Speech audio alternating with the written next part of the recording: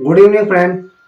मैं मनीष कुमार भोज आप सभी लोगों का अपने YouTube चैनल पर हार्दिक स्वागत करता हूं। दोस्तों, जैसे कि आप सभी को सर्वविदित है कि हमने इस चैनल के माध्यम से उत्तराखंड की जिलेवार यह श्रृंखला प्रारंभ की हुई है। आज इसी कड़ी में मैं आप लोगों के समक्ष हरिद्वार जिले को लेके उपस्थित हुआ हूँ। हरिद्वार जिले से बहुत ढेर सारे क्वेश्चन आपकी प्रतियोगिता परीक्षाओं में पूछे जाते हैं।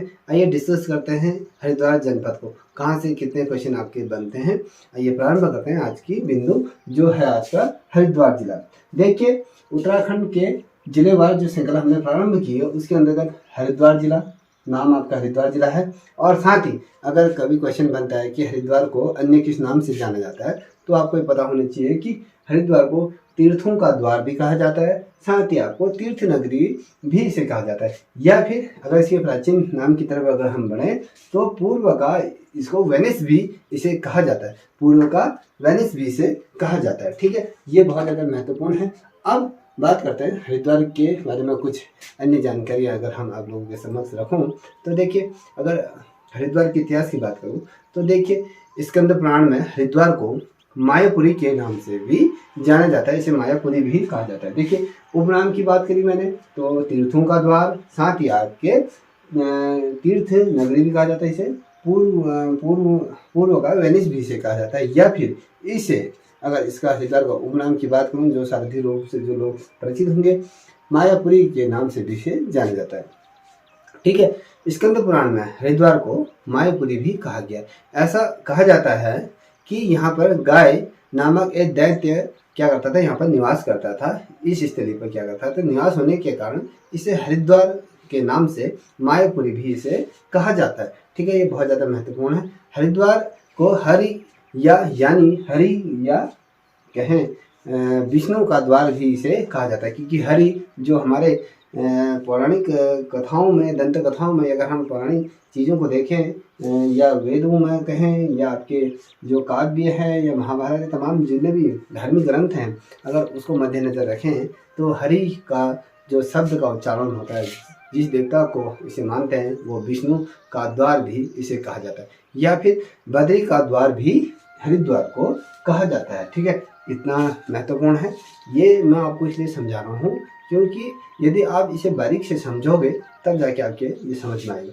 दोस्तों, यदि आप लोगों को ये श्रृंखला आपकी परीक्षा के दृष्टिकोण से हेल्पफुल लग रही हो तो प्लीज़ इस चैनल को भी आप सब्सक्राइब करें, साथ ही अपने दोस्तों को भी साझा करें। देखिए, जैसे मैंने आपको कहा कि इसे हर का हरि भी कहते हैं, जिसे विष्णु के नाम से उच्चारण किया जाता है, और इसे बद्रीनाथ का द्वार भी इसे कहा जाता है। और जो हरिद्वार है, हरिद्वार के अन्य जो नाम हैं, हरिद्वार है, कपिला है, गंगा द्वार है, तीर्थ नगरी है, ये तमाम नामों से जाना जाता है। चार धाम यात्राओं का जो द्वार जो कहा जाता है उसे भी आपके हरिद्वार को कहा जाता है। ठीक है, जो अगर चार धामों को यदि आप जाओगे तो उसमें हरिद्वार मार्ग भी प्रशस्त होता है। ठीक है, अब देखिए यहाँ पर जो चीनी यात्री फ्रांस जब आया था, ठीक है, चीनी यात्री फ्रांस जब आया था हरिद्वार तो उसको यहाँ युगो करके, देखिए कहने का मतलब है जब चीनी यात्री हरिद्वार आया था गोयलू करके, देखिए गोयुलो इसे कहा गया, गोयलू नाम से भी इसे उच्चारित किया गया है। ठीक है, अब इसकी बात करता हूँ कि भैया हरिद्वार की स्थापना कब हुई, कब क्या चीज़ें हुई, तमाम चीज़ों के बारे में चर्चा करूँगा। अब देखिए, हरिद्वार की स्थापना की बात करूँ तो दोस्तों यहाँ पर आपको स्पष्ट रूप में ये दिखाई देगा। देखिए, यहाँ पर मैंने लिखा है हरिद्वार की स्थापना, क्योंकि ये इसलिए लिखा है कि आपको समझने में जल्दी हुई। जो हरिद्वार की जो स्थापना हुई थी ये आपके 28 दिसंबर, ठीक है, 28 दिसंबर 1988 को हरिद्वार जनपद की क्या हुई थी, स्थापना हुई थी। ठीक, अब जिले का मंडल की यदि बात करें तो ये आपके गढ़वाल मंडल के अंदर आता है। ठीक है, गढ़वाल मंडल के अंतर्गत ये आता है। अब इसमें जो अगर महत्वपूर्ण अगर मैं बात करूँ इसका मुख्यालय की बात करें तो ये हरिद्वार ही इसका क्या है, आपका मुख्यालय ये है। ठीक है, अब यदि मैं बात करूं जो 28 दिसंबर 1988 को से उत्तराखंड राज्य के गठन से पहले जब सहारनपुर का मंडल का ये हिस्सा था, हरिद्वार क्या था उस समय, सहारनपुर का ये मंडल का ये हिस्सा हरिद्वार था। उत्तराखंड राज्य के गठन के बाद क्या हुआ दोस्तों, हरिद्वार को गढ़वाल मंडल के साथ इसे जोड़ दिया गया या कहीं इसका हिस्सा बना दिया गया है। तो ये आपका हरिद्वार आपको ये देखने को मिलेगा जो गढ़वाल मंडल के अंतर्गत स्थित है। ठीक है, अगर मैं इसकी भौगोलिक स्थिति के बारे में यदि मैं बात करूं, देखिए पूर्व की ओर, देखिए ये आपने, अगर मैं यहाँ पर आपको दिखा दूं, ये आपका क्या होता है, अक्षांश और देशांतर यहाँ पर इसको प्रदर्शित करते हैं। ऊपर की ओर उत्तर, नीचे की ओर दक्षिण और पूरब और पश्चिम। अगर हम देखें पश्चिम में पूर्व की ओर आपके यहाँ पर पौड़ी गढ़वाल आता है। ठीक है, और उत्तर की ओर आपका देहरादून आता है। अगर पश्चिम दिशा की तरफ कहें तो ये आपका हरियाणा राज्य इसके अंतर्गत आता है। ठीक है, ये तो हो गया आपका हरिद्वार का क्या जो भूभाग को जो प्रदर्शित करता है वो आपका ये हो गया। ठीक है, अब बात करता हूँ जो महत्वपूर्ण चीज़ है, मैंने इसके अंदर हरिद्वार का देशांतर और अक्षांश दिशा को जो हम निरूपित करते हैं, अक्षांश दिशा की कितनी है। देखिए अगर मैं हरिद्वार के अक्षांश की बात करूँ तो ये आपके अक्षांश की बात करूँ तो ये आपको देखने को मिलेगा आपके 22 डिग्री, ये 22 डिग्री आपको क्या अक्षांश और 30 मिनट। ठीक, ये आपका हो गया उत्तरी अक्षांश। अब दक्षिणी देशांतर की यदि हम बात करें तो ये आपको देखा होगा 78 डिग्री 10 मिनट। ये आपके क्या है, ये देशांतर हो गया आपका। ठीक, इतना समझिए। अब बात करते हैं इसकी प्रमुख बिंदुओं की तरफ हम बढ़ते हैं कि भैया प्रमुख बिंदु कौन कौन सी हैं हरिद्वार जनपद के अंतर्गत। अब यहाँ पर जो महत्वपूर्ण जो नोट करने वाली जो चीज़ है, देखिए मैंने यहाँ पर लिखा है हरिद्वार की कुल जनसंख्या 2011 के अनुसार की बात करेंगे तो जो हरिद्वार की जो जनसंख्या है 2011 में ये है आपका 18,90,442। देखिए 18,90,442 यहाँ की क्या है कुल जनसंख्या, हरिद्वार जनपद की ये कुल जनसंख्या। अब इसमें मैं पुरुषों की जनसंख्या को निकालूं तो आप देखिए यहाँ पे जो पुरुषों की जो जनसंख्या है वो आपके 10,05,294। देखिए फिर से दोहरा रहा हूँ, 10,05,200 जो पुरुषों की जनसंख्या बोले 295। ठीक है, ठीक, आपको ये दिख गया होगा। अब यहाँ पर महिलाओं की यदि मैं बात महिलाओं की जनसंख्या की बात करूँ तो ये 8,85,127 8,85,127 यहाँ पर क्या है महिलाओं की जनसंख्या और पुरुषों की जनसंख्या ये ही और टोटल जनसंख्या। अगर हम यहाँ पर लिंगानुपात की बात करें तो 2011 के आधार पर कि कितना यहाँ पर लिंगानुपात है तो यहाँ पर आपको देखने को मिलेगा 1000 पर, देखिए 1000 पर यहाँ पर 880 महिलाएं क्या है आपके हरिद्वार जनपद की हैं। अब 2011 के जनगणना घनत्व की यदि बात करूं 2011 के आधार पर तो जनसंख्या जो घनत्व है आपके यहाँ पर 801 प्रति व्यक्ति क्या है आपके यहाँ पर जनसंख्या घनत्व आपको देखने को मिलेगा। अब यहाँ पर जो महत्वपूर्ण जो चीज़ है यहाँ पर दिया हुआ है, मैंने लिखा है नगरीय जनसंख्या का प्रतिशत 2011 में कितना था नगरीय जनसंख्या का प्रतिशत। अगर हम बात करें तो यहाँ पर आपके 36.66% आपका यहाँ पर क्या था नगरीय जनसंख्या का प्रतिशत। वहीं दूसरी ओर देखेंगे ग्रामीण जनसंख्या का प्रतिशत 2011 के आधार पर तो ये आपको दिखेगा 63.34% आपको यहाँ पर क्या है ग्रामीण जनसंख्या का प्रतिशत यहाँ पर आपको ये देखने को मिलेगा।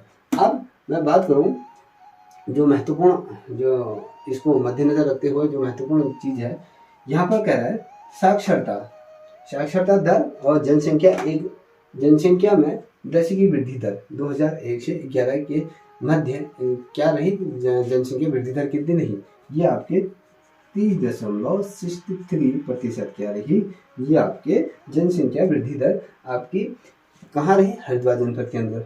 अब मैं यदि बात करूँ साक्षरता की 2011 के आधार पर, तो यहाँ पर जो कुल साक्षरता 2011 के आधार पर बताऊँ तो यहाँ पर 73.43% क्या है, हरिद्वार में कुल साक्षरता है। अब इसी के अंतर्गत अगर महिला और पुरुषों को हम निकालें तो यहाँ पर जो पुरुषों की जो साक्षरता दर रहेगी वो 73.8% यहाँ पर ये रही, और महिलाओं की 52.1% ये आपकी रही। अब मैंने आपसे कहा देखिए 2011 के आधार पर पुरुषों की जो साक्षरता दर की बात कर रहा हूँ, ठीक है, सॉरी यहाँ पर एक चीज़ है, देखिए कुल जो साक्षरता प्रतिशत है आपका ये 73.43%, तो इसकी कुल साक्षरता है आपके 2011 के अनुसार। अब इसमें हम महिला और पुरुष की बात करें तो पुरुषों की जो साक्षरता रही है हरिद्वार में 81.4% रही है, और महिलाओं की 64.79% यहाँ पर है, ठीक है। पुरुषों की मैंने बोला था आपको कि पुरुषों की आपके यहाँ पर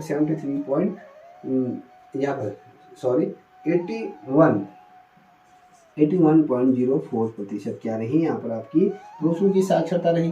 साथ ही अगर हम महिलाओं की बात करें तो यहाँ पर आपकी महिलाओं को 64.79% आपकी यहाँ पर क्या रही, पुरुषों की महिलाओं की यहाँ पर साक्षरता दर रही। अब दूसरा मैंने यहाँ पर पॉइंट लिखा है, ये भी बहुत ज़्यादा महत्वपूर्ण है। देखिए यहाँ पर लिखा है सब डिवीजनों की संख्या कितनी है, तो यहाँ पर सब डिवीजनों की संख्या आएगी यहाँ पर आपके 4 सब डिवीजनों की संख्या इसके अंतर्गत आएगी, ठीक है। ये भी बहुत ज़्यादा महत्वपूर्ण है क्योंकि ये हमारी परीक्षाओं में पूछा जाता है, इसलिए आपको पता होना चाहिए कि भैया जो 4 सब डिवीज़न है, देखिए मैंने आपको बोला है कि आपके यहाँ पर 4 सब डिवीज़न है, तो 4 सब डिवीज़न कौन कौन से कभी क्वेश्चन पूछा जाएगा, हरिद्वार है, रुड़की है, भगवानपुर है और लक्सर है आपके, ये 4 सब डिवीज़न, ठीक है। फिर से दोहरा दे रहा हूँ, इसे नोट करते हुए चलिएगा मेरे साथ क्योंकि ये आपकी परीक्षा के दृष्टिकोण से बहुत ज़्यादा महत्वपूर्ण। हरिद्वार है, रुड़की है और भगवानपुर है और ये लक्सर है आपके क्या है, ये सब डिवीज़न है। अब अगर मैं बात करूँ यहाँ पर तहसीलों की संख्या की यदि बात करूँ तो तहसीलों की संख्या यहाँ पर आपके 5, यहाँ पर आपकी 5 तहसीलें यहाँ पर दी हुई हैं। अब 5 तहसीलें कौन सी हैं, कभी क्वेश्चन बनता है तो आपका ये हरिद्वार है, लक्सर है, रुड़की है, भगवानपुर है और नारसन, ये आपके क्या है, ये तहसीलों की संख्या। अगर उप तहसीलों की बात करें तो यहाँ पर आपका एक क्या है, उप तहसील है जो लाल डांग के अंतर्गत ये स्थित है, ठीक है। अब बात करते हैं हरिद्वार के अंतर्गत कुल ब्लॉकों की संख्या कितनी है, तो ब्लॉक की संख्या की यदि बात करें तो ब्लॉकों की संख्या आपको यहाँ पर भी 6 ब्लॉक यहाँ पर आपको देखने को मिलेंगे। 6 ब्लॉक आपके क्या है हरिद्वार जनपद के अंतर्गत, यहाँ पर ब्लॉकों की संख्या। अब ब्लॉकों की संख्या कौन सी होगी, देखिए पहला ब्लॉक आता है आपका रुड़की, फिर भगवानपुर, नारसन, जो कुरी इसे कहते हैं, और ये दाबाद आता है और लक्सर आता है और खजानपुर, ये क्या है आपके ब्लॉक है।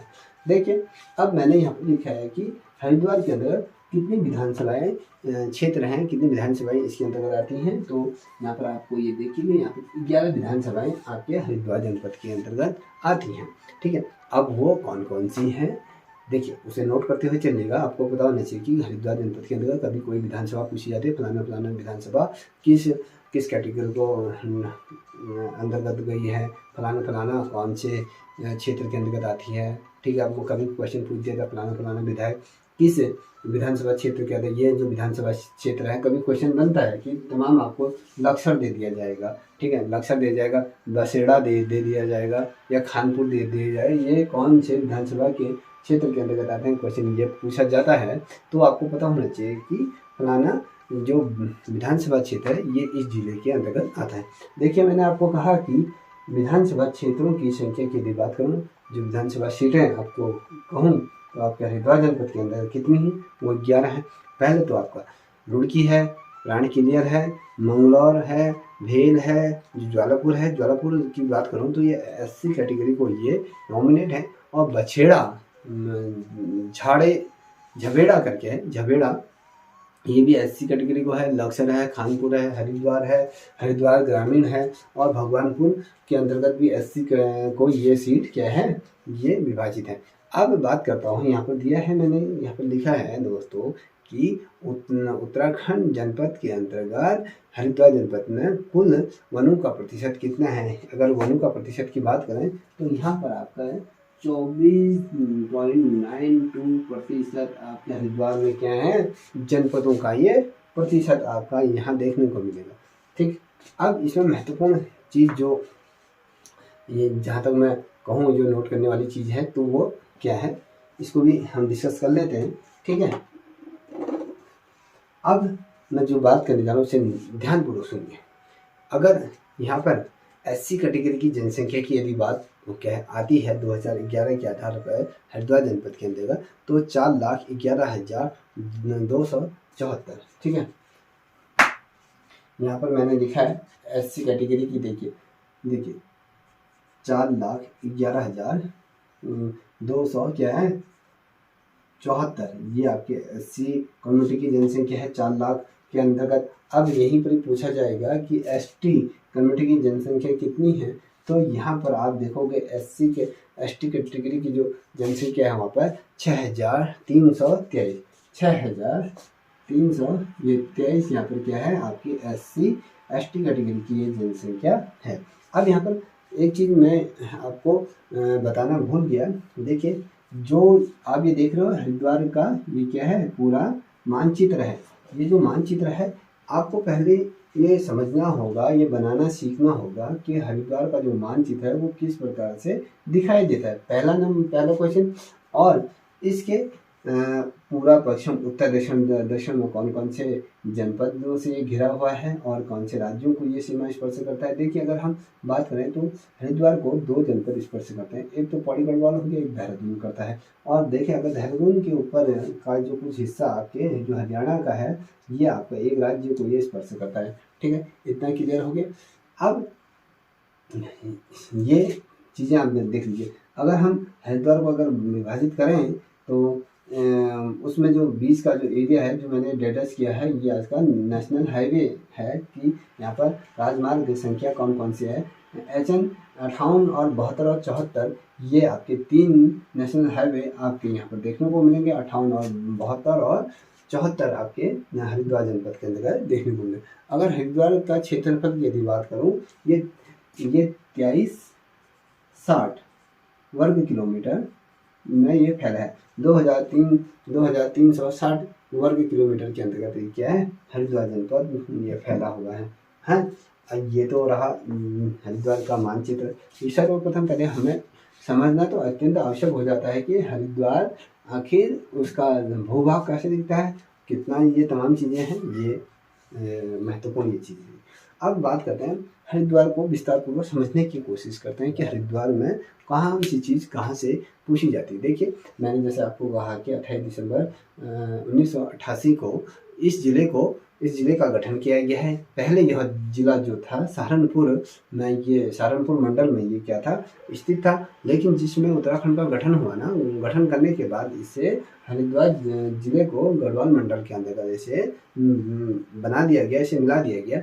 और अगर हम पौराणिक कथाओं या दंत कथाओं के आधार पर अगर देखें हरिद्वार का वह नाम जहाँ अमृत की कुछ क्या कहते हैं कि अमृत की कुछ बूंदें जो भूल से घड़े से क्या हुई नीचे गिर गई, जिसमें आपको पता है जब समुद्र में जो समुद्र का जो मंथन हो रहा था, एक तरफ असुर थे एक तरफ देवता थे, जिसमें तमाम रत्न आपके क्या निकले थे समुद्र से निकले थे, भांति भांति के रत्न निकले, कुछ देवताओं के हिस्से में जा रहे थे, कुछ असुरों के हिस्से में जा रहे थे। जो लास्ट में जो समुद्र मंथन जो किया गया, जो समुद्र के जो गर्भ से जो चीज़ निकली थी वो निकला था अमृत।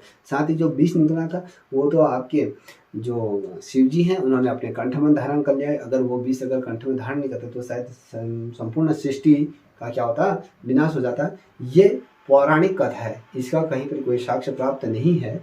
ठीक है, अब जहाँ पर मैं बात करूँ इसी चीज़ को आगे बढ़ाते हुए, तो यहाँ पर जो अमृत निकला था, जो लास्ट में अमृत का जो कलश निकला था, तो क्या कहते हैं कि भूलवश कुछ बूंदें इस स्थान पर गिर गई। जब खगोली पक्षी गरुड़ कहते हैं, खगोली पक्षी गरुड़ उस घड़े को समुद्र मंथन के बाद ले जा रहा था। 4 स्थानों पर अमृत की क्या कहते हैं बूंदें गिरी थी। आपको ये इस प्रकार से कोई नहीं समझाएगा जिस प्रकार से मैं आपको समझाने की कोशिश कर रहा हूँ। छोटी से छोटी चीज़ और बारीक से बारीक चीज़ें मैं बता रहा हूँ हरिद्वार जनपद की। इसी प्रकार से तमाम जनपदों को हम डिस्कस करते हुए चलेंगे। जब क्या हुआ था, जब खगोली पक्षी जब गरुड़ उस घड़े को लेकर जब समुद्र मंथन के बाद ले जा रहा था तो चार स्थानों पर अमृत की क्या हुई कुछ बूंदें गिरी। ये स्थान क्रमशः पहले देखिए हरिद्वार पहला, दूसरा देखिए दूसरा आपका जो है प्रयाग है, फिर उज्जैन है, फिर नासिक है। देखिए प्रयाग, उज्जैन, चौथा नासिक। इन 4 स्थानों पर जो बूंदें गिरी थी, ठीक है, पहला हरिद्वार पे गिरी थी अमृत की बूंद, फिर दूसरा प्रयाग पे गिरी थी, फिर तीसरा उज्जैन में गिरी थी, चौथा कि नासिक में ये बूंदें गिरी थी। और आज ये वह स्थान है जहाँ पर क्या लगता है कुंभ मेला का आयोजन है। ये 4 जगहों पर क्या लगता है कुंभ मेला, ये 4 स्थानों पर लगता है। क्योंकि मैंने हरिद्वार के बीचों बीच जो नक्शा है उसमें इन चीज़ों को लिख दिया हुआ है, ठीक है। अब आगे इसको समझते हैं बारीकी से। इसमें कहते हैं हरिद्वार जो नगर है वो शिवालिक श्रेणी के जो अंतर्गत जो नील पर्वत है के मध्य में गंगा के दाहिनी ओर, अगर गंगा नदी को देखोगे उसके दाहिनी किनारे पर ये स्थित है। यहीं से गंगा मैदान पर उतरती है। ऊपरी गंगा के नाम से भी हरिद्वार को जाना जाता है, ठीक है। कभी पूछा जाएगा कि हरिद्वार को और किस नाम से जाना जाता है, तो हरिद्वार को जब मैदान में जब गंगा प्रवेश करती है तो इसे ऊपरी गंगा के रूप में भी जाना जाता है, ठीक है दोस्तों।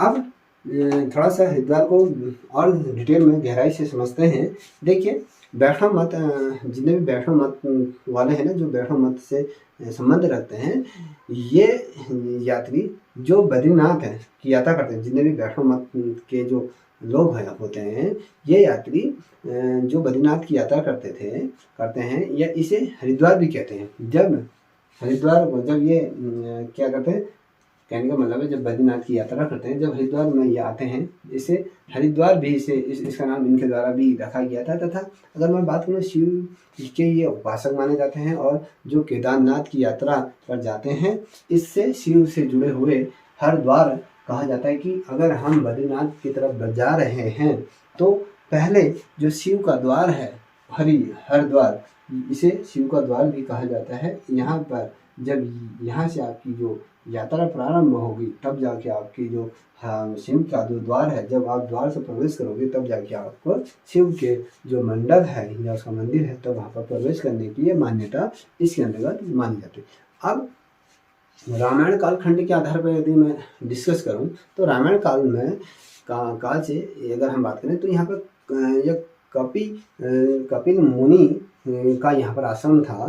कपिल मुनि का आश्रम था जिसे सूर्यवंशी राजा जो थे सागर के अश्वमेध जब यज्ञ के घोड़े चुपके से यहाँ बांध दिए गए थे। जब आपको पता है जिसमें रामायण काल के अंतर्गत जब कपिल मुनि द्वारा क्या किया था, मुनि का आश्रम इस क्षेत्र में था। साथ ही जब सूर्यवंशी जो राजा था सागर के जो अश्वमेध यज्ञ उन्होंने किया था, जब उनके घोड़ों को हरिद्वार में चुपके से बांध दिया गया था और 60,000 सागर पुत्र घोड़े की खोज करते करते आपके हरिद्वार पहुंचे। अब जब यहाँ पर ये लोग 60,000 जब जो इसके जो पुत्र थे जब यहाँ पर आए तो उन्होंने देखा कि कपिल मुनि के आश्रम में जो को वहाँ पर घोड़ा बधाया और कपिल मुनि को यहाँ पर गालियाँ दी गई इनके द्वारा, जो उनके 60,000 पुत्र थे उनके द्वारा ये गालियाँ दी, जिससे क्रोधित होकर जो कपिल मुनि थे उन्होंने क्रोधित होकर उनको श्राप देकर यहाँ पर उनको क्या कर दिया, भस्म कर दिया।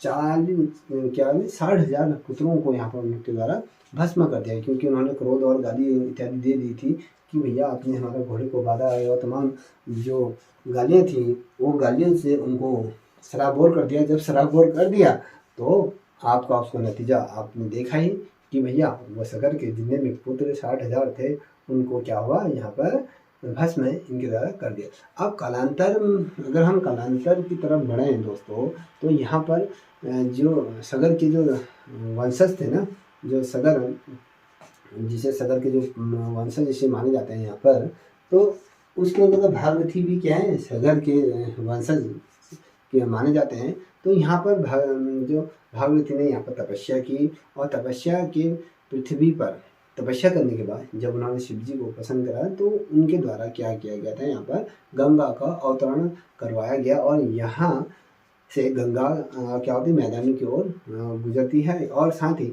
जो यहाँ पर जब गंगा को गुजारा गया, तो यहाँ पर जो उनके पूर्वजों का यहाँ पर क्या हुआ, उद्धार माना जाता है। जो 60,000 लोगों की जो वहाँ पर मुनि द्वारा उसको भस्म किया गया, तो उनकी आत्मा को शांति प्रदान करने के लिए भागवती ने बड़ी तपस्या करी, और तपस्या करने के बाद उन तमाम लोगों को क्या हुई, स्वर्ग की प्राप्ति हुई, अन्यथा वो इसी लोक में कहें या मृत्यु लोक में ही भ्रमण करते हुए रह जाते। तो जो इनका जो उद्धार किया, वो भागवती द्वारा उद्धार किया गया। ठीक है।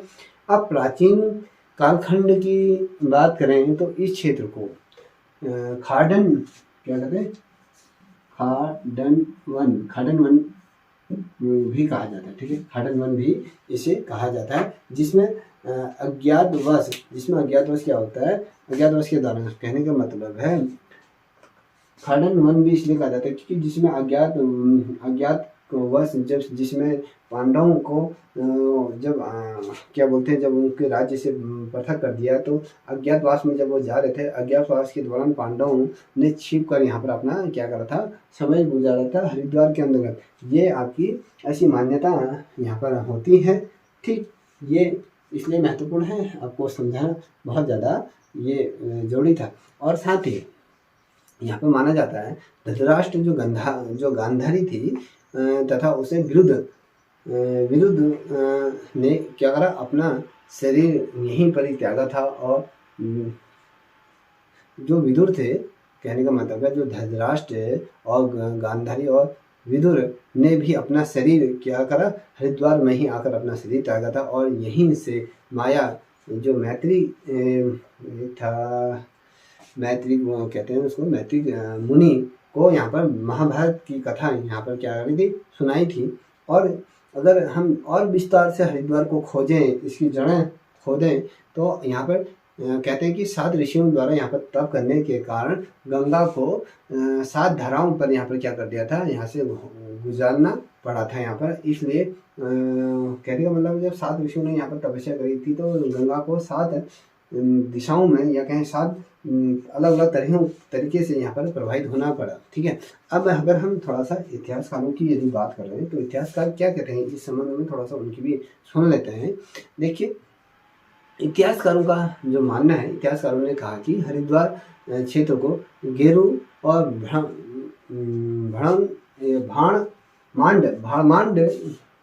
मृदंग भांड कुछ इतिहासकारों ने हरिद्वार को गेरुए मृदंग भांड संस्कृति वाला नगर भी इसे कहा। और जैन ग्रंथों की अगर बात करें, तो जैन ग्रंथों के अनुसार 1000 वर्ष पूर्व प्रथम जैन जो तीर्थक थे भगवान आदिनाथ ने मायापुरी में क्या करा था, हरिद्वार क्षेत्र में ही रहकर क्या की थी, तपस्या की गई थी, ऐसा माना जाता है। ठीक है। कभी क्वेश्चन क्या बनेगा, वह जैन संप्रदाय के किस गुरु ने यहाँ पर तपस्या करी, तो उनके प्रथम गुरु जो थे उनके द्वारा यहाँ पर क्या किया गया था, आदिनाथ द्वारा यहाँ पर तपस्या की गई थी। ठीक है।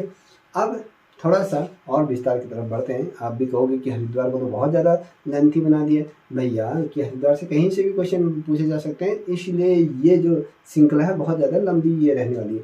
इसी अकॉर्डिंग आप इसे यहाँ पर बैठें, अगर समझना है तो तब बैठें, अन्यथा इसे यहाँ पर स्किप करके बंद कर दें।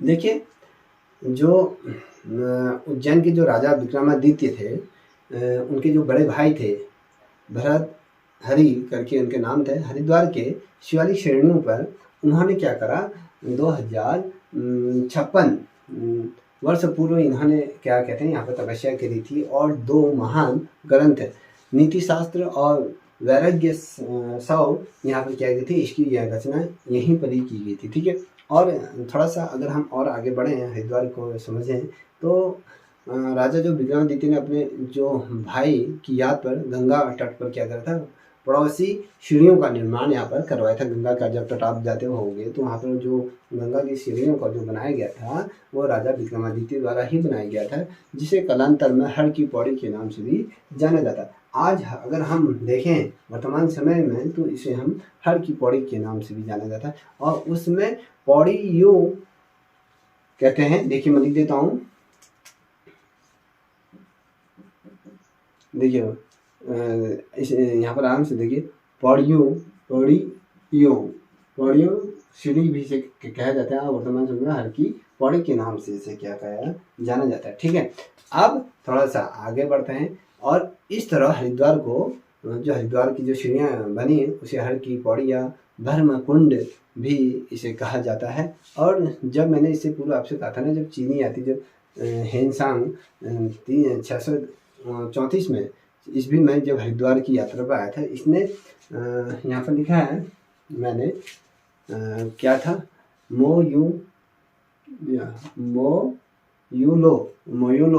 करके कहा था इसको। और यहाँ पर गंगा का महाभात यहाँ पर हुआ था। मोयुलो किसके द्वारा कहा गया था, कभी क्वेश्चन बनेगा तो ये हेनसांग द्वारा कहा गया था, जो चीनी यात्री भारत आया था, यहाँ पर भी हरिद्वार में आया था। 634 ईसा पूर्व में ये यहाँ पर आया था। ठीक है, अब कनिंघम थे ना, कनिंघम महोदय ने भी मियोलो का अर्थ है मयूरपुर से लगाया। ठीक है, जो इन्होंने मोयोलो कहा था, ये जो आपके कनिंघम जी थे जिन्होंने हड़प्पा सभ्यता की क्या करी थी, खुदाई का उत्खनन कार्य इनके द्वारा किया गया था। तो यहीं पर ही दोस्तों अगर बात करूं तो मोयोलो का अर्थ उन्होंने मायापुरी से लगाया। और 1399 की बात है तो यहाँ पर तैमूर लिंग भी हरिद्वार आया था। इसके जो इतिहासकार जो सहुद्दीन ने हरिद्वार में कायोपी करके या कहते हैं कुपिला कहकर इसे पुकारा। ठीक है, अब मुगल सम्राट की बात करते हैं, थोड़ा मुगलों की तरफ भी बढ़ लेते हैं। क्या मुगलों का भी हरिद्वार में कुछ इंटरेस्ट था, उसको भी देखते हैं। दोस्तों, जो मुगल सम्राट अकबर ने क्या करा, इतिहासकार जो अब्दुल फजल ने यहाँ पर आइनरी अकबरी का यहाँ पर रचना की थी। कभी क्वेश्चन बनेगा कि आइनरी अकबरी की रचना किस स्थान पर हुई, तो वो स्थान आपकी क्या कहलाया जाएगा, हरिद्वार कहा जाएगा। ठीक है, आइने अकबरी किसके द्वारा लिखी गई थी, अब्दुल फजल द्वारा आइने अकबरी। देखिए यहाँ पर लिख दे रहा हूँ, आइने अकबरी, ये किस स्थान पर लिखा गया था, हरिद्वार। ठीक है, अब किसके द्वारा लिखा गया था, अब्दुल फजल द्वारा इसको लिखा गया था। ठीक है, और आधुनिक जो हरिद्वार की जो आधुनिक नींव जो रखी थी ना, ये अगर मैं बात करूं तो ये भी क्या बोला, अकबर के जो सेनापति थे उनके द्वारा यहाँ पर रखी गई थी। किसके द्वारा, कभी क्वेश्चन, मान सिंह थे उनका नाम, उनके द्वारा यहाँ पर लिखा गया। ठीक, ये तो आपके लिए बहुत ज़्यादा महत्वपूर्ण है क्योंकि यही चीज़ें आपके आते हैं। और जो यहाँ पर आइने अकबरी जिसमें लिखी गई थी तो माया ही हरिद्वार के नाम से इसे जाना जाए, माया ही हरिद्वार करके नाम जाना। ठीक है, इसको जब आइने अकबरी लिखा गया था, माया ही हरिद्वार करके इसे संबोधित किया गया था। ठीक है, उसके बाद क्या हुआ, धीरे धीरे जैसे मुगल काल का समय जैसे बीता, उसमें फिर क्या हुआ, अकबर के जो सेनापति रहे मान सिंह, देखिए हरिद्वार में हर की पौड़ी का जो जीर्णोद्धार कराया था वो मान सिंह ने किया गया था। देखिए, मान सिंह द्वारा हर की पौड़ी का जीर्णोद्धार कराया गया था। ठीक है, ये बहुत महत्वपूर्ण है, इसे नोट कर लीजिएगा, ये क्वेश्चन बन सकता है, आ सकता है। ठीक, ये किया गया था। ये और आधुनिक काल में अगर हम वर्तमान समय की यदि बात करें तो वर्तमान समय में इसको किस नाम से जाना जाता है, हरिद्वार के नाम से जाना जाता है, ठीक है। और जब उसके बाद पश्चात जहांगीर के शासनकाल में 1608 में, जहांगीर के समय की बात कर रहा हूँ, ठीक है, 1608 में, ठीक है, 1608 में यूरोपीय यात्री टॉम क्या था उनका नाम, एक मिनट,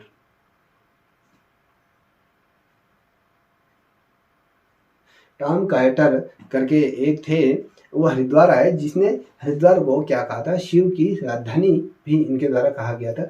देखिए किसके द्वारा शिव की राजधानी हरिद्वार को कहा गया था, यूरोपीय यात्री था टॉम कट करके ये नाम था, उसके द्वारा हरिद्वार को शिव की राजधानी भी उनके द्वारा से कहा गया। जब गढ़वाल में क्या हुआ था, गोरखाओं ने यहाँ पर अपना आधिपत्य जब स्थापित कर लिया था, तो गोरखा शासन काल में भी हरिद्वार को दासों का बिक्री का केंद्र बनाया गया था। देखिए यहाँ पर हरिद्वार को, देखिए यहाँ पर जो हरिद्वार था, यहाँ पर दासों का बिक्री केंद्र हरिद्वार को बना दिया गया था। यहाँ पर जितने भी गुलाम होते थे, दास होते थे, ये इस स्थान पर रखते थे, यहाँ से उनकी सप्लाई अन्य जगहों को होते थे।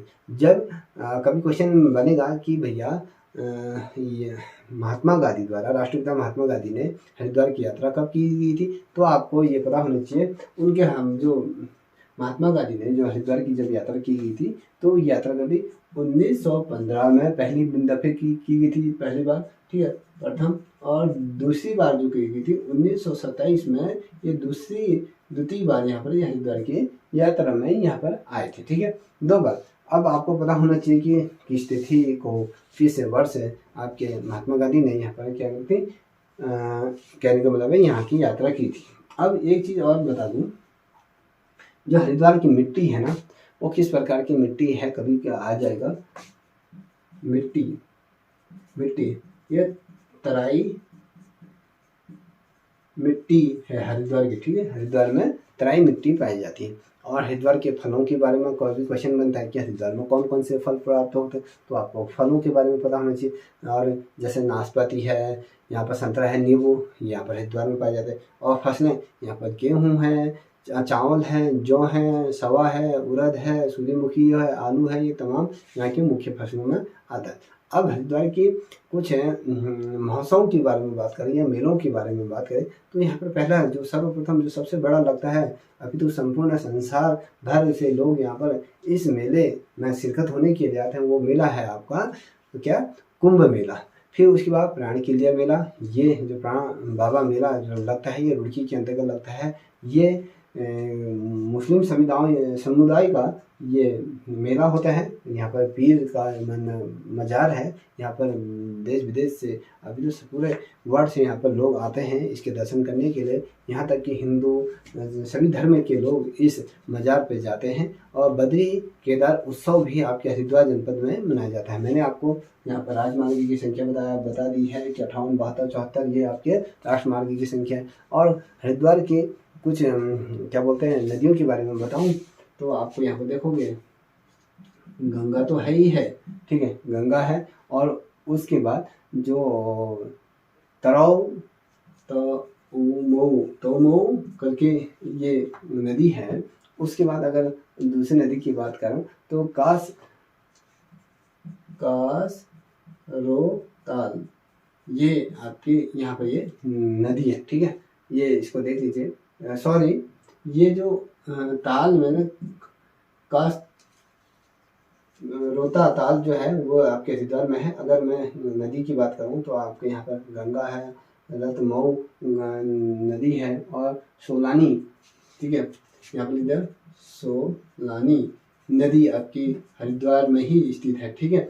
अब अभ्यारण्य की बारे में भी बात करेंगे तो यहाँ पर राजा जी राष्ट्रीय उद्यान आपकी क्या है, यहाँ पर ही हरिद्वार में ही स्थित है, ठीक। अब अगर मैं अभ्यारण्य, जब ये राजा जी राष्ट्रीय उद्यान का अभ्यारण्य का कब इसको स्थापित किया गया था, ये 1900 कितने में किया गया था, 1983 में इस अभ्यारण्य को स्थापित कर दिया गया था। अगर कभी क्वेश्चन पूछा जाएगा तो अनुसूचित जाति SC के लिए सर्वाधिक सुरक्षित सीटें कहाँ हैं, सर्वाधिक विधानसभा सीटें SC के लिए कहाँ हैं, तो वो आपके हरिद्वार है। हरिद्वार में आपकी 3 सीटें SC कम्युनिटी को ये मिलती हैं। और सर्वाधिक जो मतदाता है ना, जो वोट देने वाले होते हैं, उनकी जो सर्वाधिक संख्या जो है वो आपके हरिद्वार में ही है। देखिए सर्वाधिक जो मतों वाली जो लोकसभा सीट है वो भी आपकी क्या है, हरिद्वार में। सर्वाधिक जो लोकसभा की जो वोटिंग होती है वो आपके हरिद्वार जनपद के अंतर्गत ही होती है। अब कुछ और चीज़ें देखते हैं। हरिद्वार के अलावा जो किस जिले को सबसे कम तहसीलें प्रोवाइड हैं, तो 3 तहसीलें हरिद्वार के अंतर्गत ये आती हैं। ठीक है, सबसे कम जो हरिद्वार के बाद जो कम तहसीलें वाला ज़िला है आपके वो रुद्रप्रयाग है। फिर हरिद्वार भी उसी के अंतर्गत आता है, क्योंकि 4 तहसीलें तो उसकी कुल हैं, उप तहसीलें 5 तहसीलें उसके अंतर्गत हैं। और सबसे कम आबादी वाला गांव की यदि बात करें तो वह सबसे कम आबाद वाला जो गांव की यदि बात करूं तो वो आपके हरिद्वार ही है। और लोक सेवा आयोग की स्थापना कब हुई थी, आपको कभी क्वेश्चन आ जाएगा तो 2 अप्रैल 2001 को जो हुई थी वो हरिद्वार के अंतर्गत हुई थी। और राजकीय अगर क्वेश्चन बनता है कि इसी प्रकार में कुछ क्वेश्चन बना रहा हूँ आपके समक्ष, उसको देख लीजिए। कभी क्वेश्चन बनता है कि भैया राजकीय आयुर्वेदिक औषधि निर्माण वेधशाला कहाँ स्थित है, ये ऋषिकेश में स्थित है, हरिद्वार के अंतर्गत ही आता है। सेंट्रल जो बिल्डिंग रिसर्च इंस्टीट्यूट है रुड़की, वह हरिद्वार के अंतर्गत आता है। रुड़की हरिद्वार के जनपद के अंतर्गत आता है। और जो research centre, engineering research centre है, वो भी रुड़की हरिद्वार के अंतर्गत आता है। उधम सिंह नगर के बाद सबसे कम जो वनाच्छिद वाला जो जिला है वो आपका हरिद्वार है। हरिद्वार में वनाच्छिद वाला जो मैंने बताया 26.69% आपके यहाँ पर वनों का आच्छादित यहाँ पर आपके हरिद्वार जनपद के अंतर्गत आपको देखने को मिलेगा। ठीक है, सर्वाधिक जनसंख्या वाला जो जिला है वो आपका हरिद्वार है। यहाँ पर जो जनसंख्या की अगर हम प्रतिशत की बात करें दोस्तों, तो यहाँ पर 17.05% यहाँ पर क्या है, उत्तराखंड की जो सर्वाधिक जो जनसंख्या की प्रतिशत की बात करें तो 17.05% आपके यहाँ पर हरिद्वार की जनसंख्या। और हरिद्वार का जनसंख्या घनत्व की बात करें तो यहाँ पर 801 यहाँ पर इसका क्या है, जनसंख्या घनत्व आपको यहाँ पर हरिद्वार जनपद का है। ठीक है, अब 1991 की अपेक्षा अगर जनसंख्या घनत्व की यदि वृद्धि दर अगर हम दर्ज करें तो 128 यहाँ पर ये थी। ठीक, अब राज्य का सबसे कम लिंगानुपात वाला जो राज्य का सबसे कम लिंगानुपात वाला अगर जनपद की बात करें तो आपका हरिद्वार है। यहाँ पर 880, ठीक है, 880 क्या है यहाँ पर लिंगानुपात है आपका 880। ठीक है, यहाँ पर मैंने दिया है 1000 पुरुषों पर 880 क्या है, महिलाएं हैं। सबसे कम ये लिंगानुपात वाला राज्य है। और राज्य का सबसे कम साक्षरता वाला जिला भी आपका हरिद्वार ही है। यहाँ पर अगर साक्षरता दर की बात करें तो 63.34% आपका क्या है, यहाँ पर शिक्षा का प्रतिशत है। ठीक है, अब मैं बात करूँ, ये तो हमने आपके शिक्षा के बारे में भी बात कर ली और तमाम चीज़ों के बारे में बात। अब इसमें राज्य में जो सर्वाधिक SC कैटेगरी की जो जनसंख्या की बात करें राज्य में SC वालों की, तो यहाँ पर 4,11,274 यहाँ पर क्या है, इसकी संख्या है। अगर रेल पथ की बात करें, अगर रेलों का सर्वाधिक लंबाई की यदि बात करें तो वो हरिद्वार में ही है। रेल नेटवर्क जो सबसे ज़्यादा है वो हरिद्वार जनपद के अंदर। हरिद्वार और देहरादून रेल पथ जो गुजरती है वो राजा जी नेशनल पार्क के मध्य से ये होकर ये रेल लाइन गुजरती है, राजा जी नेशनल पार्क, जिसकी स्थापना 1983 को हुई थी। ठीक है, अब इसके बाद जो भारी जो विद्युत संयंत्र जो बनाती है वह आपके हरिद्वार ही बनाता है। और साथ ही जो फाउंड फोर्स है, फाउंडी फोर्स एक गठित हुई है वो आपके हरिद्वार में ही है। भारत हैवी इलेक्ट्रॉनिक्स लिमिटेड जो स्थित है वो रानीपुर हरिद्वार के अंतर्गत स्थित है। और साथ ही हरिद्वार में जड़ी बूटी उद्योग भी यहाँ पर लगाए गए हैं। यहाँ से 300 से अधिक यहाँ पर उद्योग हरिद्वार जनपद के अंतर्गत 300 से अधिक उद्योग क्या है, हरिद्वार जनपद के ही अंतर्गत क्या है, ये स्थित है। ठीक है, बहुत ज़्यादा महत्वपूर्ण ये श्रृंखला अपने आप में।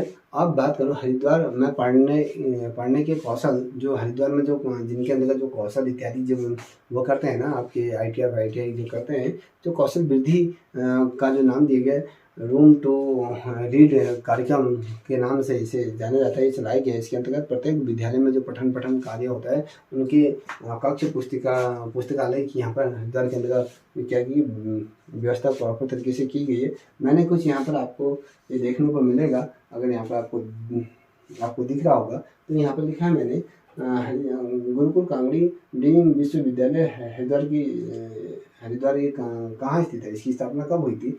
तो इसकी जो स्थापना हुई थी 1962 को इसकी स्थापना हुई थी। और IIT रुड़की की स्थापना किस वर्ष, कभी क्वेश्चन आता है कि किस वर्ष IIT रुड़की की स्थापना की गई थी?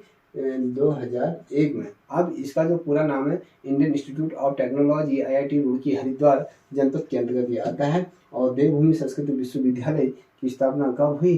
तो आपकी 2002 में।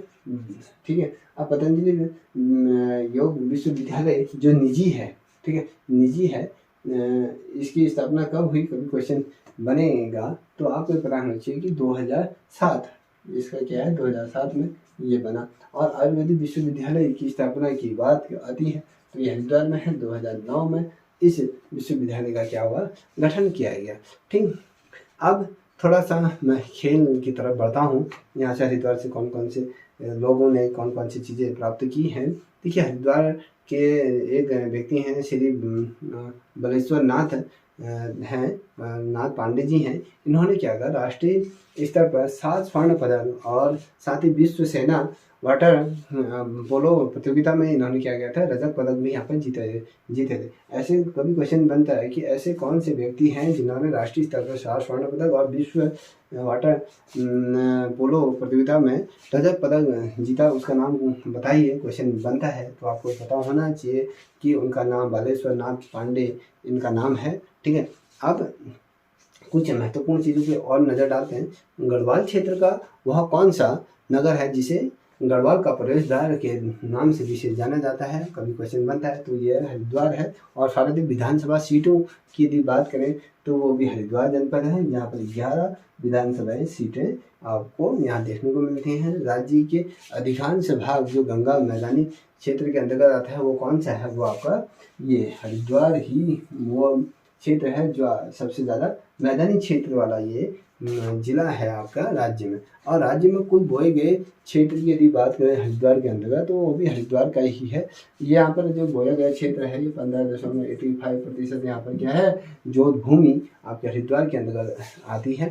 ठीक है। अब बात करते हैं हरिद्वार के कुछ प्रमुख प्रसिद्ध स्थलों के बारे में बात करते हैं, उसको मैं क्रमशः आपको बताते हुए चलता हूँ।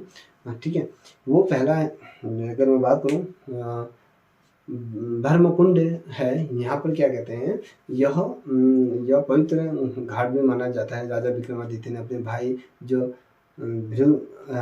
हरि की स्मृति पे यह बनाया गया था। यह जो घाट है पवित्र घाट धर्मकुंड के रूप में इसे आज वर्तमान समय में जाना जाता है। अकबर के जो सेनापति थे ना मानसिंह, इसी घाट का जो पुनर्निर्माण उनके द्वारा कराया गया है। ऐसा माना जाता है कि इस घाट पर स्नान करने से मोक्ष प्राप्ति होती है। आपके क्या है ब्रह्मकुंड घाट पर आपको ये मुक्ति मिलती है।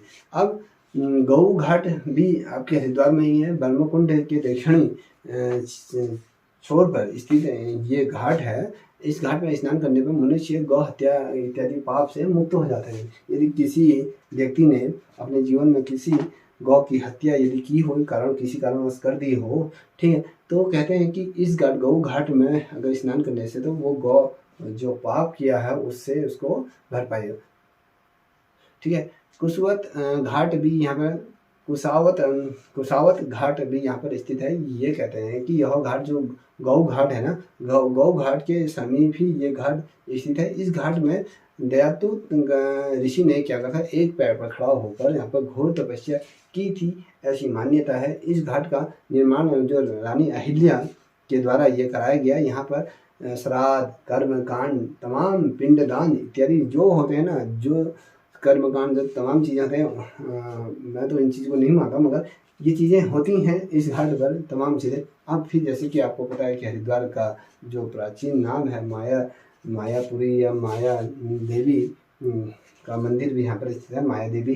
ठीक है, अब माया देवी क्या है? माया देवी हरिद्वार की अधिष्ठाता देवी इसे माना जाता है। और माया देवी का जो मंदिर है मायापुरी अथवा हरिद्वार का ये सबसे प्राचीन मंदिरों में से एक इसे माना जाता है, प्राचीन मंदिरों में से। अब बिलुकेश्वर महादेव का मंदिर है। यहाँ पर बिलुकेश्वर जो महादेव मंदिर का बिलुक पर्वत की तलहटी में ये क्या है, ये मंदिर स्थित है। ऐसा माना जाता है पर्वतों ये क्या पर्वतों से यह जो शिव की प्राप्ति यहीं से हुई होती है कि कहते हैं यहाँ की घोर तपस्या इन्होंने की थी। देखिए, जब यहाँ पर ये बिलुकेश्वर जो मंदिर है ये पर्वत की तलहटी पर ये स्थित है। ऐसा माना जाता है कि जो पार्वती ने जब शिव को प्राप्ति के लिए यहाँ पर क्या की थी, घनघोर तपस्या की थी, और उनकी तपस्या से प्रसन्न होकर भगवान शिव ने उन्हें क्या कर दिए थे, इसी स्थान पर दर्शन दे दिए थे। अब मनसा देवी का मंदिर, आप सभी लोग इस मंदिर की तरफ गए होंगे, ये पर्यटन स्थल से भी जोड़ा जाता है इसको। देखिए, जो शिवालिक पर्वत श्रृंखला है ना, विवल करके शिखर है जो नगर के पश्चिम में ये स्थित है। देखिए, अगर हम हरिद्वार को देखिए पश्चिम की तरफ, अगर हम पश्चिम की तरफ बढ़ें तो ये मंदिर यहाँ पर स्थित है। और अगर इस मंदिर का शाब्दिक अर्थ अगर देखें तो देवी जो मन की इच्छा पसंद करती है, मनसा पूरी करती है, उसे मनसा देवी का मंदिर के रूप में जिसे जाना जाता है। अब सप्तऋषि आश्रम, आप यहाँ पर कहते हैं ना हरिद्वार को सप्तऋषि का भी कहा जाता है, मैंने आपको इससे पूर्व बता दिया था। अब यहाँ पर क्या था, ऐसा माना जाता है कि यहाँ पर कि जो गंगा जी जब पृथ्वी पर उतरी थी तब क्या हरिद्वार के निकट स्थित जो ऋषियों के आश्रम को देख कर यहाँ पर क्या हुई, ये रुक गई और यहीं से निर्णय नहीं कर पा रही थी गंगा माँ कि भैया कि सप्तऋषि जो ऋषियों का जो आश्रम है, आश्रम के सामने से प्रवाहित हों या नहीं हो। तभी सभी देवताओं ने क्या करा भैया, यहाँ पर 7 धाराओं में गंगा जी से विभक्त होने को आग्रह किया और गंगा यहाँ पर 7 धाराओं में विभक्त होकर अलग अलग दिशाओं में यहाँ से चली गई। तब से इस क्षेत्र को सप्त सरोवर या कहें सप्तऋषि के नाम से भी इसे विख्यात माना जाता है। आज अगर हम आज की बात करें तो इसे सप्तऋषि के नाम से भी क्या करा जाता है, जाना जाता है। ये ऐसी इसकी मान्यता है। और गंगा तीर्थ, गायत्री तीर्थ भी आपके हरिद्वार के अंतर्गत है। अब ये क्या है, इस पर थोड़ा सा मैं प्रकाश डालूंगा। देखिए, ये क्या है, 1971 की बात है। यहाँ पर आचार्य परवर पंडित श्री कहते हैं कि 1971 में आचार्य परवर करके नाम है, श्री राम शर्मा, ठीक है, श्री राम शर्मा ने यहाँ पर संरक्षण किया था। शांति कुंज की स्थापना यहाँ पर इनके द्वारा की गई थी। इस स्थान में नित्य गायत्री मंत्र यज्ञ उपचार यहाँ पर किया जाता है और साथ ही यहाँ पर गायत्री के रूप में इस स्थान को मान्यता दे दी गई है।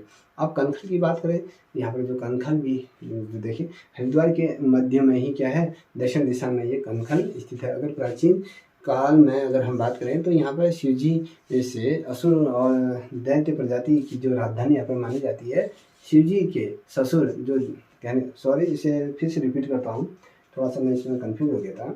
देखिए, कनखल है ना जो हरिद्वार नगर के क्या है, दक्षिण दिशा में ये स्थित है। और दक्षिण दिशा में जब स्थित है तो दोस्तों इसमें यहाँ कहते हैं कि ये शिव जी के जो ससुर जी थे ना, दक्ष प्रजापति की यहाँ पर राजधानी थी। इस नगर में अगर हम बात करें, दक्ष द्वारा जो आयोजित यज्ञ था, इसमें शिव जी को कोई स्थान न देने के कारण क्या हुआ, इनकी जो पत्नी थी सती वो सती कुंड में कुंड नामक जो योगिनी जो आग का जो कुंड बनाया था जिसमें हवन इत्यादि हो रही थी, उसने उन्होंने अपने क्या करा था, शरीर की आहुति दे दी थी और यहाँ पर सती को क्या हुआ, यहाँ पर मृत्यु प्राप्त हो गई थी।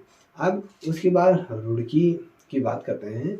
अब रुड़की क्या है, इस जो ये नगर है ना रुड़की, तो इसकी स्थापना जो की गई थी कर्नल बी काटेले ने इसकी स्थापना की थी। अगर रुड़की में ही आज की बात करें, अगर रुड़की में 1857 1807 में जो एशिया की प्रथम इंजीनियरिंग कॉलेज की यहाँ पर क्या गई थी, स्थापना की गई थी। और आज इस कॉलेज को अगर हम देखें तो IIT का दर्जा यहाँ पर प्राप्त है। और इस संस्थान में पहली दफे 22 दिसंबर 1851 में को रुड़की से प्राणकिल्यर के बीच क्या करी थी, जो रेल इंजन में 2 मालवाहक डिब्बों के साथ यहाँ पर इसको रवाना कर दिया गया था। और आज रुड़की में रक्षा तकनीकी और क्या था, कौशल और प्रमुख कार्यालय यहाँ पे स्थापित किए गए हैं। और राष्ट्रीय जल विज्ञान संस्थान भी यहाँ पर है, भारतीय सिंचाई विभाग भी यहाँ पर स्थित है। और साथ ही बंगाल इंजीनियरिंग ग्रुप